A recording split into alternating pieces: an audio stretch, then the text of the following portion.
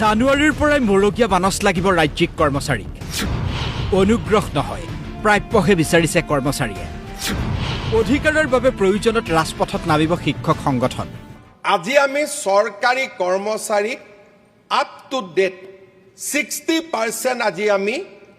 দিবলৈ সক্ষম হৈছো ৰাজ্যিক কৰ্মচাৰীৰ মৰগীয়া বানচক লৈ মুখ্যমন্ত্ৰী ডক্টৰ হিমন্ত বিশ্ব শৰ্মাই কৰিছিল ডাঙৰ মন্তব্য তেলৰ দাম বৃদ্ধিৰ উদাহৰণ দি মুখ্যমন্ত্ৰীয়ে দিছিল মৰগীয়া বানচ নিদিয়াৰ ইংগিত এতিয়া মুখ্যমন্ত্ৰীৰ এই মন্তব্যৰ বিৰুদ্ধে সোচ্চাৰ হৈছে বিভিন্ন কৰ্মচাৰী সংগঠন প্ৰাথমিক শিক্ষক সন্মিলনীৰ মতে জানুৱাৰীৰ পৰাই লাগিব কৰ্মচাৰীক মৰগীয়া বানচ অন্যথা আন্দোলনত নামিব শিক্ষক ইয়াৰ বাবে দায়ী নহব শিক্ষক সমাজ যেতিয়া আমাৰ 5 মাহৰ দিয়ে এৰিয়াৰ অতি সামান্য পৰিমাণৰ ধন এই ধনখিনি যেতিয়া দিয়া বা নিদিয়া সম্পৰ্কে নিশ্চিতি প্ৰদান নকৰি দেশৰ বা বিশ্বৰ অৰ্থব্যৱস্থা বা বিশ্বৰ যুদ্ধকালীন কথাৰ মাজেৰে আউপকীয়াকৈ এই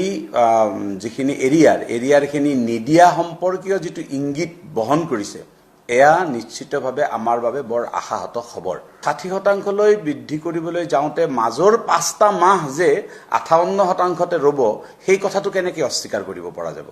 যি সামান্য পৰিমাণৰ ধন 2% এৰিয়াৰৰ যিখিনি 5 মাহৰ এৰিয়াৰ সেইখিনি অতি শীঘ্ৰে মোকলাই দিবৰ কাৰণে আমি আহ্বান জনাইছো কাৰণ এইটো আমাৰ প্ৰাপ্য এইটো কোনো দান বা অনুদান নহয় এইটো দেশৰ শিক্ষক কৰ্মচাৰীসকলে বিধিগতভাৱে পাবলগীয়া এইটো এটা ধন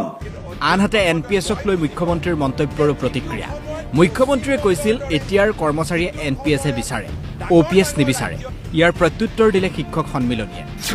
ইউপিএছতকৈহে এনপিএছ ভাল পাইছে কৰ্মচাৰীয়ে ইউপিএছ ব্যৱস্থাটো এনপিএছতকৈ আৰু ভয়াৱহ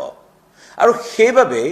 চৰকাৰে যেতিয়া ক'লে যে যিসকলে এনপিএছ ল'ব খোজে এনপিএছত থাকক যিসকলে ইউপিএছত যাব খোজে ইউপিএছত যাওক তেতিয়া ইউপিএছত যোৱা মানুহৰ সংখ্যা যথেষ্ট কম এই কাৰণেই কম যে এনপিএছ ব্যৱস্থাটোতকৈ ইউপিএছ ব্যৱস্থাটো ভাল নহয় কিন্তু তেওঁলোকে এনপিএছ বিচৰা নাই তেওঁলোকে ওপিএছ বিচাৰি আছে শিক্ষক সন্মিলনীৰ প্ৰশ্ন যদি ইমানেই ভাল মন্ত্ৰী বিধায়কে কিয় নলয় এনপিএছ মুখ্যমন্ত্ৰীয়ে মন্ত্ৰী বিধায়কক এনপিএছ দি আদৰ্শ দেখুৱাওক যদি এনপিএছ ব্যৱস্থাটো সঁচাকৈ ভাল তেনেহলে মন্ত্ৰী বিধায়কসকলে কিয় নলয় তেওঁলোকে ওপিএছ কিয় লৈ থাকে তেওঁলোকে পৰিৱৰ্তিত সমাজ ব্যৱস্থাৰ বা পৰিৱৰ্তিত নিয়ম কানুনৰ মাজত তেওঁলোক সোমাব কিয় নোখোজে কি কাৰণত মুখ্যমন্ত্ৰী ডাঙৰীয়াই নিজে